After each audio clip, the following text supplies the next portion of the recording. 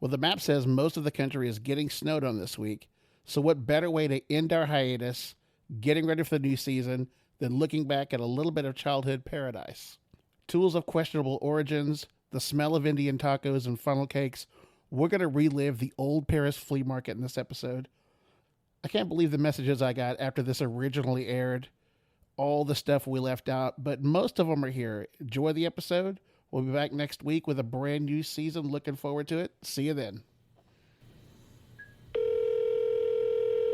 you for calling the Old Paris Flea Market, Oklahoma City's largest indoor-outdoor market. For hours of operation and location information, please press 1. For rental space information or to reserve a space outside, please press 2. And for all other inquiries or to speak to an operator, please press 6. Your call is being transferred. Please hold. Old Paris. Hey, are you guys open today?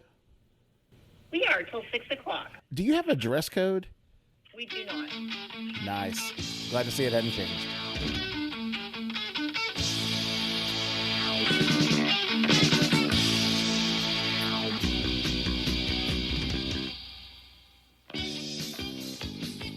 Eddie, what if I told you there was a place where you could find women in hot pants and halter tops? Booths with Chinese throwing stars that featured a sign explaining that it was illegal to own these, but not illegal to sell them, and they were just for demonstration purposes only. Sand sculptures, CB radios, $2 sunglasses, people arguing in Vietnamese, Indian tacos, factory second blue jeans, cowboy boots, food poisoning, turquoise jewelry, vans, skateboards, collector spoons, harmonicas, knockoff cologne, stereos, funnel cakes, jewelry, those High Plains drifters, Clint Eastwood ponchos, stuffed animals, canteens, typewriters, baseball cards, watches, pagers, framed art, dream catchers, candy, a booth with a dude with one of those magnifying lamps tying fly fishing flies, guitars, banjos, toys, saddles, purses, candles, samurai swords, band t-shirts, bootleg band t-shirts, movies on VHS, clock radios, airbrushed car tags, airbrushed three-quarter sleeve-length t-shirts, airbrushed anything you gave them, live music, car break-ins, Rambo knives that broke on the drive back home, which is bullshit because it cost $5 and the compass on the end probably worked. And you're going to take it to the woods and survive off the land for an afternoon until mom said it was time to come home for dinner. But it was okay because the family was going to Del Rancho for steak sandwiches after. And we're probably going to go in, sit at the red booth, use the sticky phones with the ketchup residue on it, and it'd be one of the greatest days ever.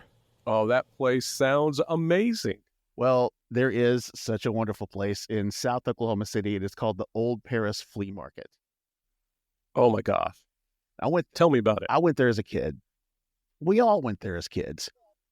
And it was like a different world when you stepped onto that parking lot. It was a huge building. And there was a caste system there.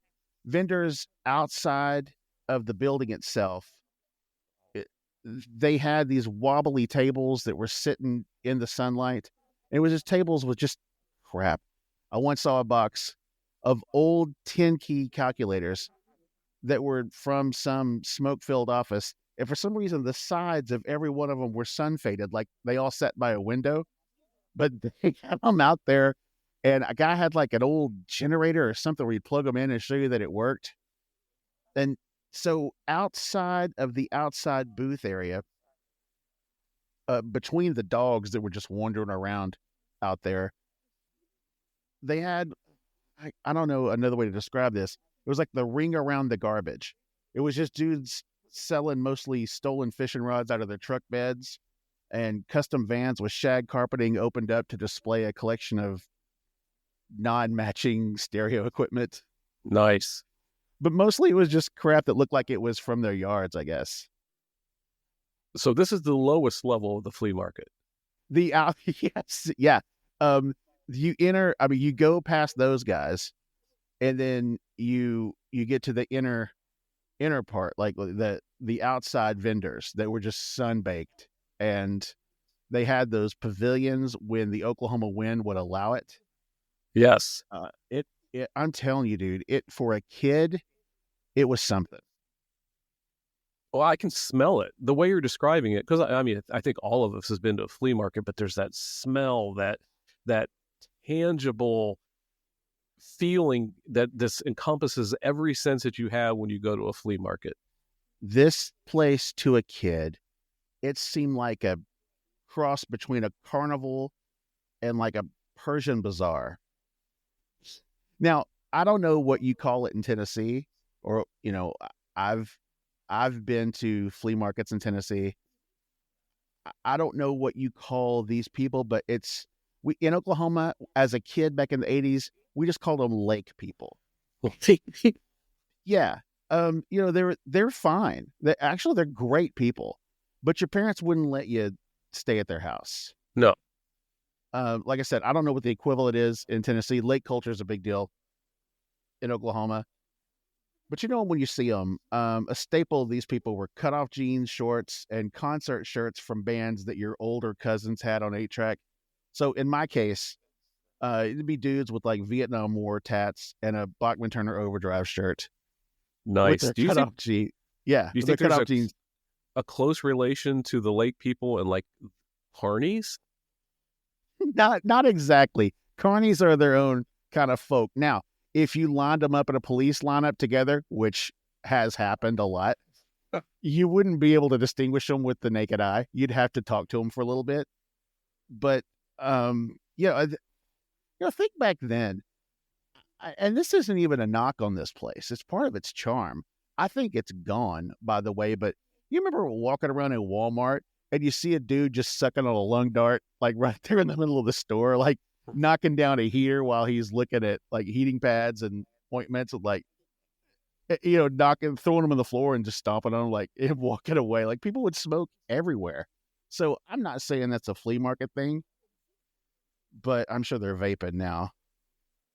I do know that at the flea market that we attended in Upper East Tennessee is where a 15-year-old high school student could buy a case of Levi Garrett chewing tobacco for $10. And were there IDs? Of course not. Were there any kind of checks and balances? No, they weren't necessary. No, they're not. They weren't then anyway. So here's the deal. I'm not being classist here or judging. If I were there today selling crack garden gnomes from the back of my truck, that a kid would say, like, who's that fat guy sucking down that chili dog with the Oreo Speedwagon shirt on? Like, what's that? How do I not be that? Like I was doing 30 years ago. And the dad would just say, son, just stay close to me, like pulling him away from me. So I get it. I'm not judging these people. It's like a vending machine with a little screw in it that will, when the chips fall down, another one's right behind it. Right. So it's just the new generation, and I would fit right in now, I'm sure. So absolutely. I'm walking around that place with Dad. I would usually con my dad into taking me when we would go. And honestly, like I remember one time, it's like, hey, Dad, can I have that dog that's like walking around inside the place? And it's a big building. And like Dad was like, oh, son, that's someone else's dog. I hope. Like, I don't know why he's in here and why he's got a Doritos bag stuck to his side there. But it was just, I can't describe it and take you back to it because it was a great mix of that era. Your Little League coach is just sucking, like chain smoking, and probably popped a beer with his koozie. And like it was just how it was back then. I'm not knocking the flea market. It was a snapshot of that time. So the 70s and 80s.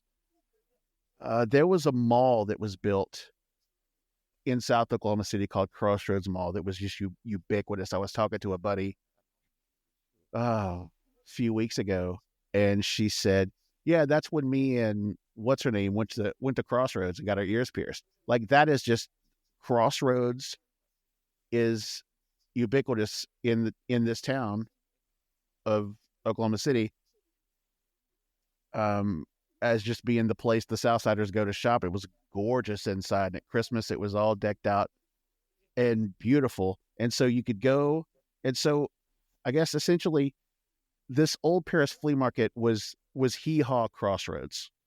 Oh gosh, this is you're speaking my language. So I've looked at videos about this place, because I'm not out there, and I'll see videos of people shopping at the Old Paris Flea Market, and kind of like I said, my memories are a throwback to that era. It's not about the flea market because it looks like it's cleaned up, and the shops are more organized now. And I didn't see any dogs walking around in there. People would shop in retail. It was like a big, cool indoor outdoor mall with booths rather than like permanent stores. And so it's thriving. Crossroads Mall is empty. It was in foreclosure. Dillard's, John A. Brown's, a local Oklahoma City joint, it's gone. Foley's, Dillard's, Sears, all the stores are gone. It's empty. I think there's a high school in one part of the mall now. Other than that, it's just desolate and empty. Guess what's still kicking and going strong? The flea market. The Old Paris Flea Market. Yes. It's still up and running, man. And looks like I said from the videos, doing better than ever. So when's the last time you went? Oh my gosh. I never drove there. So I was always with my parents. So 86, 85 maybe. What are you doing with your life? Before I forever had a license. Well, because I don't need 45 Cubert shirts, which is my last memory of the place. I'm pretty sure those aren't available anymore. But, there was a time in my life where 85-cent Rubik's Cubes that worked some of the time and 8-inch portable black and white TVs were a really big draw. Yeah. No, I get it now. So does this exist outside of South Oklahoma City, something like this?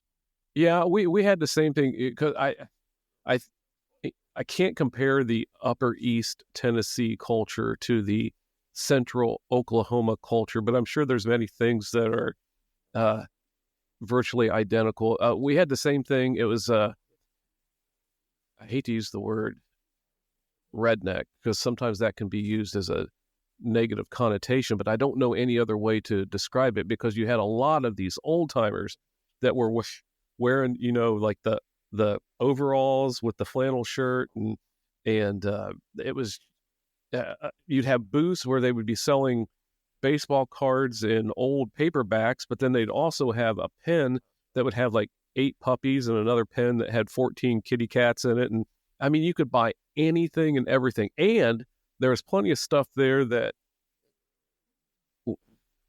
you probably shouldn't let a child see, but man, it was fair game at the flea market. There was no rules. There were no age limits. It was a free for all.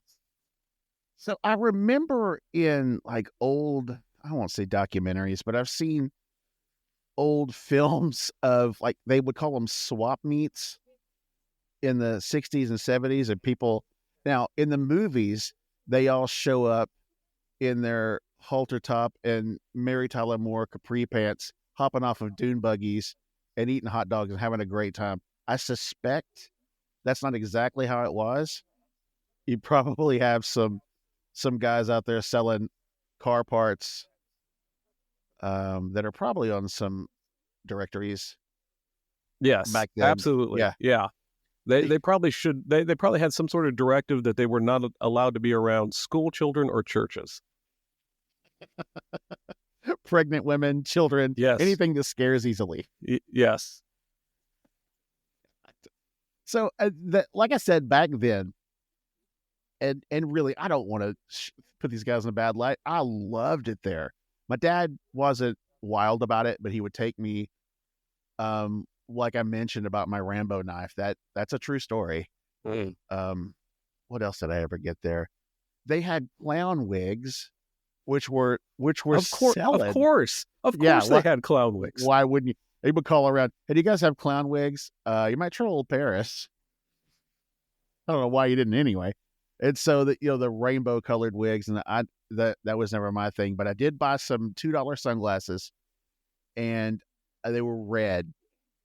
I remember taking them home and going to the garage and taping off the lenses and putting white stripes on it, like my boy EVH's guitar. Ah, nice. And it was kind of 80s cool for a little bit, and then I lost them, I guess. I Oh, don't know. well, I'm I don't know sure where if you they went are. back to the flea market today, I'm sure they have a pair just like them that's there. There's no chance that those Oh, glasses are not there's a available right great now. chance. Yeah. There's a fantastic chance. Yeah, there's no chance they're not available. They're Oh, there. sorry. I And, misunderstood you. and they may be $2. Yes. Now, What? the litany of items I mentioned to you were things I remember seeing there. I don't know if they still sell typewriters, probably, but I didn't hit half of that place at what was available. What about food? Did they have? Because I know today's the day. In our generation, we got food trucks, and they're fancy. And the next thing you know, you're spending more at a food truck than you would if you went to the Applebee's. What kind of food did they have back there? Well, I did mention the Indian tacos and food poisoning. That is right. You did mention that.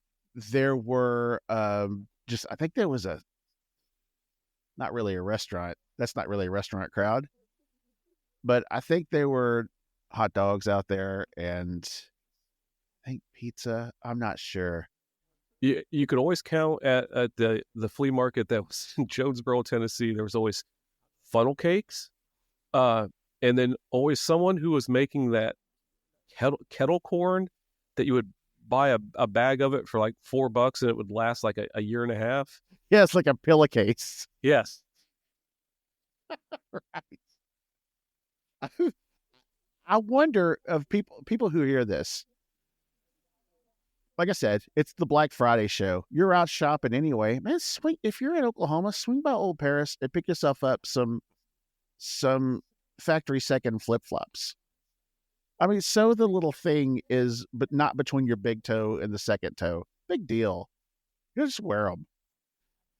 This year, it might be a little tighter budget for people. And if you're doing all your shopping on Amazon, that could get a little pricey. You can go to the flea market and for a fraction of your budget, probably take care of everybody on your list and then some. If everybody on your list wants used CB radios, Merry Christmas. So do you have to go rural? Because here's another thing. This is a South Oklahoma City staple. When I looked it up online, I was pleased as could be. First of all, to find it still open, to find the exact same sign on the top of the place in the same font. It's kind of a, how do I describe this? It's comfort food. It is. Yeah. It's kind of their font is kind of a modified Boston Red Sox kind of font looking. I don't know why they chose that.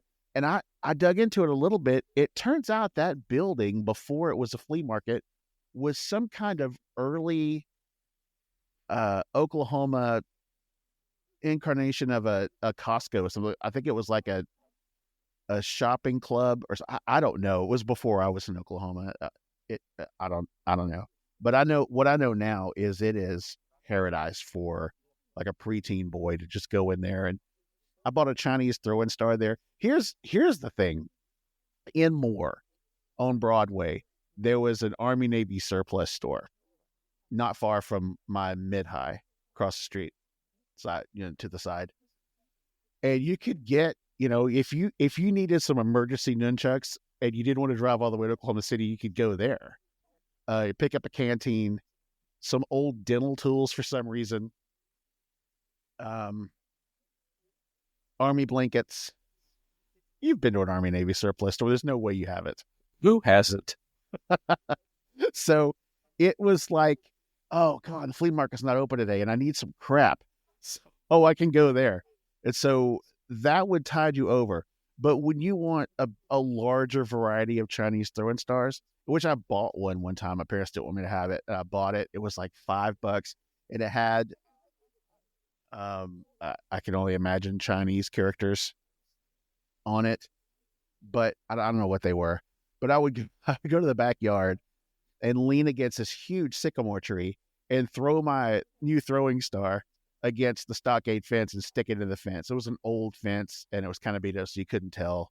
And I got pretty good at from 5 feet away throwing it at this fence until it went through the slats on like a perfect throw. It went through the slats, and I went to my neighbor's yard, Perry and Sonia Mars, and my job, aside from mowing that place, was to rake up those big frying pan sized leaves that tree would spit out. And it's a sycamore tree, so it sheds bark and those stupid little balls and branches. I don't know how they get so big, because they just, like a snake. And so part of the deal in Oklahoma is I didn't want to rake all that stuff. So you just rake it real aggressively. And if it ever gets up above that fence, those leaves are gone. It's always so windy. And so I'm about to let the cat out of the bag now. I would throw the leaves over in Perry's yard, who was just immaculate. That yard was like carpet. So long story short, there were piles of composted leaves by his tool shed back there that I guess he couldn't get to with his mower. Well, my Chinese throwing star got lost in the muck, and I climbed the fence. I couldn't get to it. And so it's there right now. I guarantee you there's a Chinese throwing star from the 80s between that old stockade fence and his tool shed. And I'd love to have it. I need you to get some video of you in that backyard with a metal detector locating your throwing star. Oh my gosh. It's got to be worth the $5 just in metal. Yeah. Yeah, I'd sure. love to have it. If it's not corroded, if it's anything left of it. So that would have been 1980. Oh, I don't know, 5, 6 or so. But anyway, it kept me from cutting a finger off and getting caught with it and getting in trouble. So that is nice. I know that when my wife and I first got married, we did not have very much money. So I needed some tools for the house. So we went to our local flea market where you buy one of those, like those cases. It's almost like a suitcase, and you open it up and it's got all the tools in there, the screwdrivers and the hammers yeah, and I've the got tape one. measure. I didn't know there were that many wrenches in the world. I've got them. They're all lined up like the Osmonds. Yeah, I can guarantee you, I got a really good price. I think it was like $25. And I was like, oh my gosh, it was a lot of money for us then, but look at all the tools I got. And I remember the first time I went to do a home improvement project, and the hammer broke.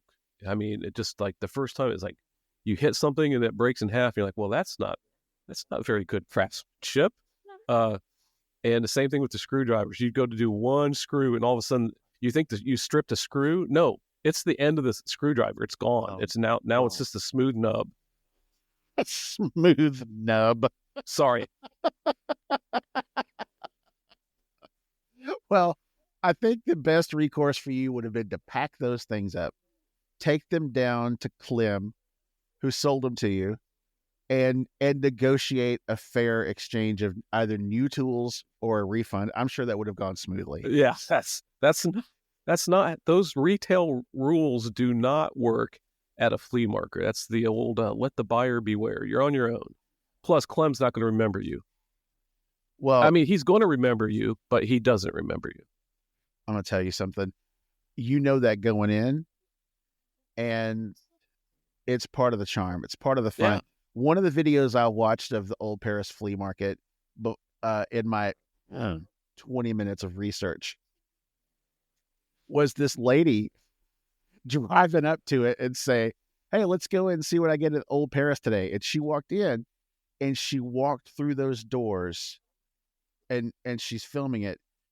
And I felt it in my chest, that checkered board tile that they have in the entryway. exactly the same. It looked as big as it did when I was a kid, which is surprising because when you're a kid, you go back to it as an adult. It's like, this is dinky. It's terrible. It looks as big as it did at the time. And what I was struck by is the rows are straight now, and there's less chaos, and there's families in there, and the booths look nice. And I will tell you this, there seems to be a larger Tupac t-shirt collection in there now than there was when I was a kid. Yeah, things have So changed. The society's changed. have have they ever? Yes. And so she's walking around, and the thing that cracked me up is that she this is where I can go for makeup, like if you're in a pinch, because it's not real high quality. So I thought, oh yeah, Oh. not every, some things are never going to change. I actually went to a flea market a week ago. We're recording this on a Sunday. It was a week ago today. And they're on one of the tables, they had house cleaners. And you would get like these 3 bottles of like Ajax toilet cleaner that would be wrapped together with duct tape. And you get all 3 of those for like $8. And you're like, what? There's got to be some sort of, what is going on? Where'd they come from? What's the story? How did they do this? Why do these Ajax products keep going up for price in Walgreens, and now they're under lock and key there? It's weird because you could just go to the flea market and buy it. Oh, wait a minute. Yeah, I'm not claiming anything was hot at the Old Paris Flea Market. Certainly not now. But outside in the ring around the perimeter, probably. Yeah. Jewelry. Did you mention that in your list? Yes. Okay. What if I buy my wife some jewelry and then I bring it home to her and then her neck turns green? Well, and she'll say, where'd you get this? You give it to her. You get the reward of being married and bringing your wife some jewelry. And then you just steal it back from her that night. And then you kind of act all incredulous the next day when she can't find it. And like, do I do anything right? Like, why do I even bother? And you barely bother. But, you just toss it because, your $8 diamond necklace, she doesn't know. Well, I think your next podcast should be on romancing your spouse. Yeah. I have I got an ex-wife that would probably not subscribe to that episode. Moving on. Yeah. I don't know. That's my only theory there. But I forgot about, I did mention watches, but I skimmed over it on my list. Evidently they thought that Okies were just habitually late, or they were going to fix this problem, because it was, do you remember in Gone with the Wind, that scene with the slow music, and she's looking over the hills of Georgia, and as far as the eye can see, there were dead soldiers? Yes. And the slow the camera pulls out, and there's mist. That's what the tables of watches looked like. You walk in there like, my Lord, there's more watches than people in Oklahoma City. I don't know how they got them. And why would you unload 85 million watches for your Saturday sales? Like, that's a lot of, there's got to be duplicates there, right? Yeah. And when I was back in school, there were the swatches. Remember swatches? Yeah. Those things were big. And of course, I came from a lower income family, and my parents couldn't get me a swatch. And then you buy something at the flea market that they call a swatch, but it's not a swatch. Well, they had TVs, that like off-brand TVs. Like, hey, what do you think about this Sony television? So, I was kind of looking at this magnet box. Oh, goodness. Yeah, so that's the thing. I had one of those rubber watches in high school. I paid for it. I went to Crossroads Mall, again, back when it was a mall.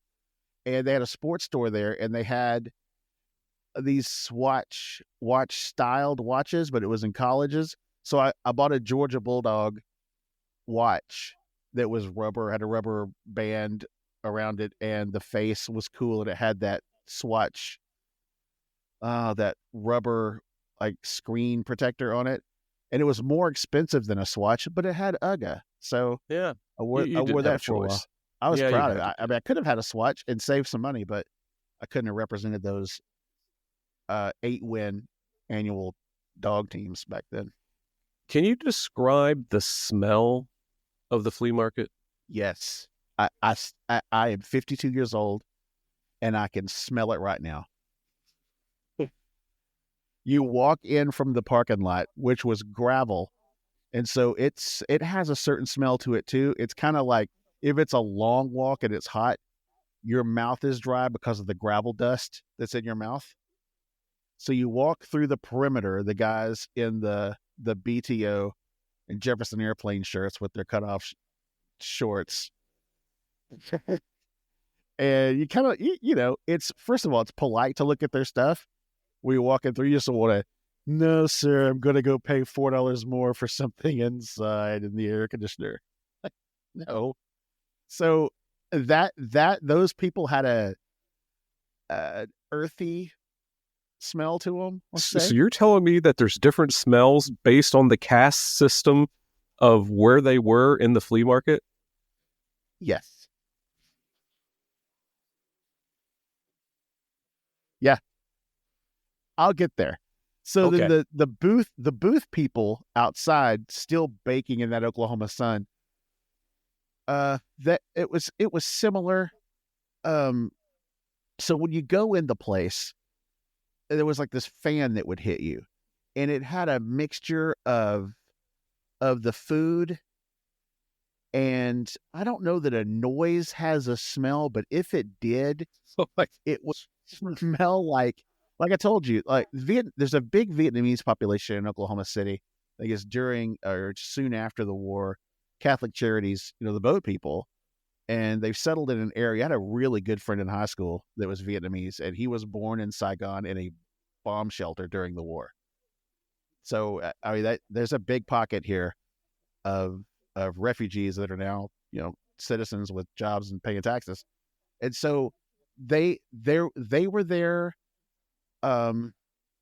What they don't smell like Vietnamese people; they smell like people. But when you're in the place, you would walk, depending on the booth, you'd walk by those T-shirt places, and it smelled like that silk screen kind of plasticky I smell. smell it.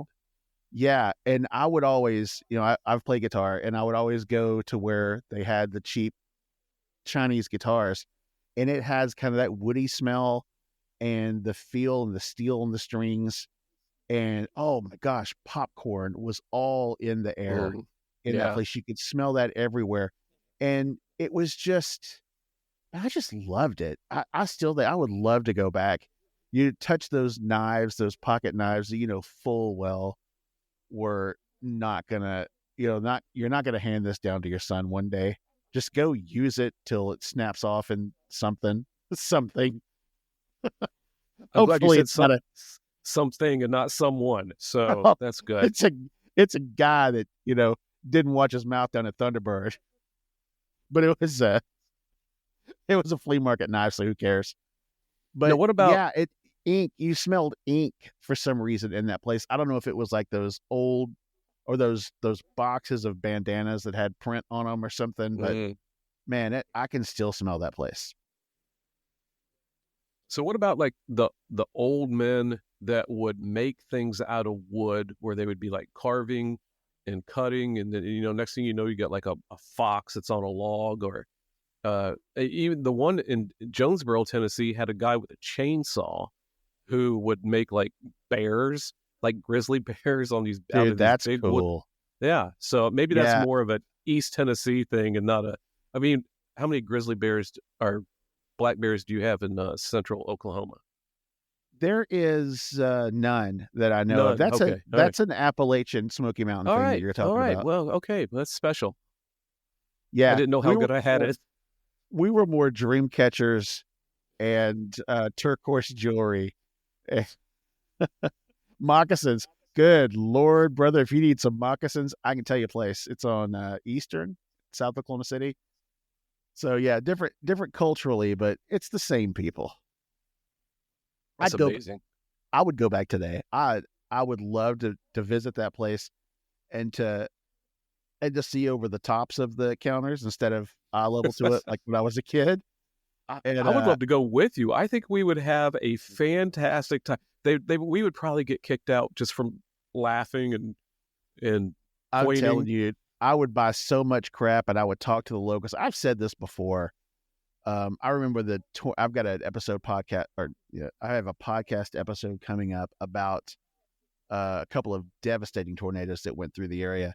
And I remember FEMA came and they didn't pay much attention to FEMA because they were just too busy with shovels helping out neighbors and rebuilding the place. And it's just the hardiest, best people in the world. And a lot of them show up at Old Paris. I'd love to go and just talk to the people and buy a broken fishing rod from a guy on the back of his truck. Great memories. Well, hey man, I'm glad that you're a veteran. I know that, guys our age have probably hit the flea market, so I'm glad you're here today. Well, I mean, actually, like I said, I hit one last Sunday. And the funny thing is, because I'm trying not to be a class elitist, because like I said, when we were, when Lisa and I first got married, that was 35 years ago, and we did not have, as my grandma used to say, a pot to pee in. So we were pretty low on the funds, so we would have to go to flea markets just to buy a non-stick skillet that that you're going to be throwing out in a month and a half because it's going to be warped in the middle, and all the Teflon that's toxic is going to be coming out in your food. Your scrambled eggs has little black flakes in it. Oh, there's a lot of pepper on that. That's really. That's probably not. This is not going to hurt. And who thinks long-term thoughts when you're in your lower 20s and don't have any money? Hey man, people at DuPont wouldn't put it in here if they, thought it was dangerous. It's good for you. But I still enjoy going, and it's rare for me to buy something. But I mean, we were at one not too long ago, and there was a brand new one of those robot vacuum cleaners that you put on your floor and let it just run all over the place. It's brand new in box for $50, and I don't know where it came from, but we bought it, and it's working in our house today. So there you go. It fell off a truck. Yeah, it sure did. You know how that works. And these people just lucky enough to find them. God bless them. Yeah. And they bring them to the flea market. They pass their goodness on to us, the consumers, because they care. Yeah. Was it a Roomba or was it a Ramba? Yeah, it's absolutely no name that anyone's ever seen on any of these things before. Gotcha. But it works. Well, that's all that counts. Eddie, dude, I appreciate you coming with me. Hey, we'll hit one day together. That'd be fun. That would be a blast. Thanks, Scott. And if you need a deal on 12 Don't Tread on Me flags, I know the place. Thanks.